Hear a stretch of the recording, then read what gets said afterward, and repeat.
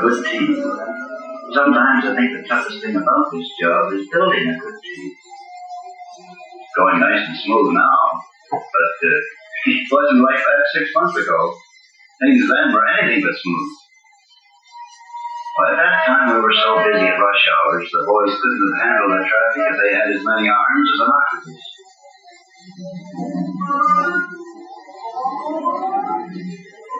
I tried to ease the pressure with part-time help, but that only worked for so long. Pretty soon, volume reached a steady level throughout the day, and I needed a full-time man. I figured I could afford it because I was grossing double my salaries. But the man I hired had to be right. After all, my customers would see more of him than of me. This one, he had some experience, and he told me that in the last place he worked, he did a lot of truck business. But my business was different. I tried to picture him with my customers. Seemed a nice enough guy. There are certain types of snooty customers, and I have my share of those, that just wouldn't take to him. This one? No, too young to inspire confidence. Would make a good helper, though.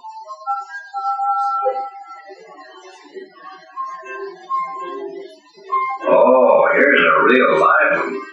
I don't know how he got into the act, but anyway, he was different. Oh, yes, I could just see him at the pumps.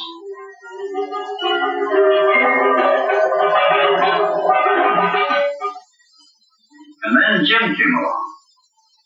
Now, this fellow was more like old enough to be responsible and young enough to have plenty of zip to him. I could picture my customers going for his type, too, trusting him. He was honest-looking and dressed neatly, and if he was neat about his appearance, he'd be fussy about keeping the station neat, too. And he had a likable personality, not too shy. I could see that he'd probably do well at selling. He was eager to learn the tricks of trade, and he liked fixing things. Now, that was important, because a man could be great with his head, but a washout with his hands. He was ambitious, didn't want to stay at one level. Well, that didn't scare me. Matter of fact, I liked that. I pointed out the job's benefits. After all, if he was the right man, I wanted to sell him on the job. I told him that in a small outfit, salaries aren't fixed. Each man set his own speed of advancement. You get raises as soon as you earn them. And it's a steady job. No slack seasons or layoffs. And lots of variety. I guess we're both satisfied.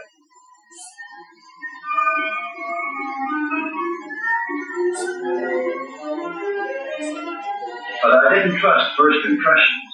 I've had my fingers burned before.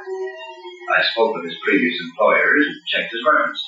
They sounded good. I wanted all the facts I could get. It's easier to hire than to fire.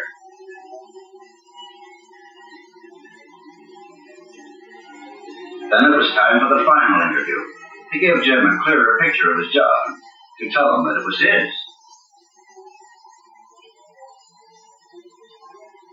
Well, I wanted to start Jim off on the right foot, so I figured it would be a good idea to have him meet the boys. I felt more certain than ever that my choice was right. It better be. A lot of business depended on it.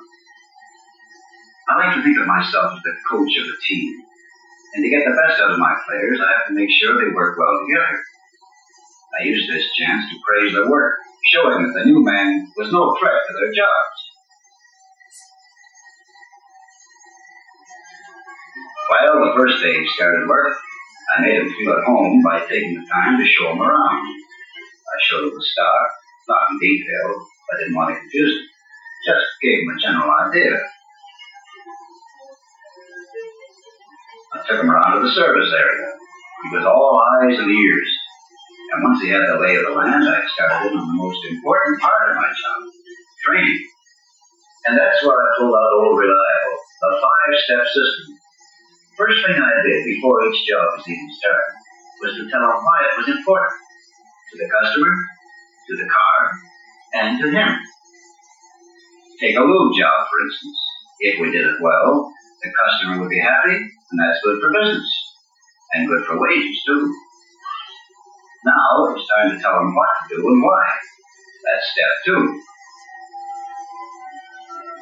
I told him it's good psychology to show customers the chart of their car. They feel they're in expert hands.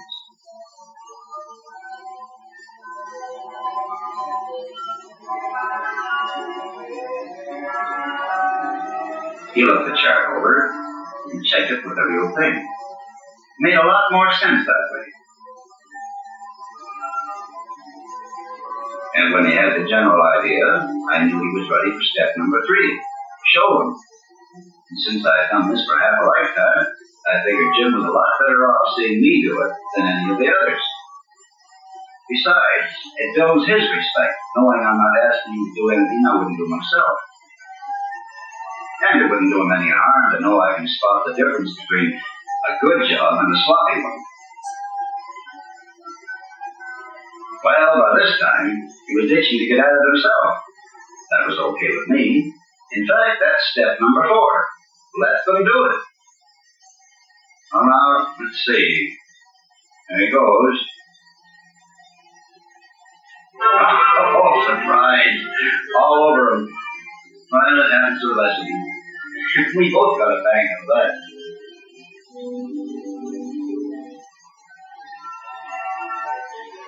Well, it didn't take him long to catch on. It was good to see him go at it so serious. I couldn't find anything to complain about. But his work had to be checked. That's the last step, supervision. The one we're always too busy for. And that applies to all the staff. Ed here was the most experienced man I had. I even like to look his work over. There's no one so good they can't learn more. I made sure to do it diplomatically, though, so he wouldn't mind. Today, Jim is one of my best workers, a key man on the team, keeping the team in top shape as its problems. You keep your word, especially on pay raises. Divide up the workload evenly, too. And whenever there's a beef, you take time to hear a man out, like a friend, because chances are that beef has been building up for a long time, and even if there's nothing to it, it's better out than in. Oh, sure, it may seem like a lot of trouble sometimes, but the results are sure worth it. A team that really pulls together.